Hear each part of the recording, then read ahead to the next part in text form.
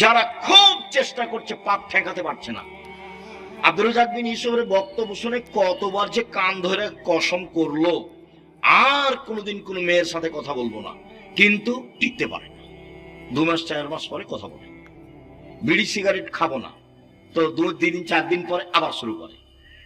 দোকানে বসে আড্ডা পিটবো না, সপ্তাহ পার হয়নি, পরের দিন দেখছে দোকানের সামনে বসে আছে।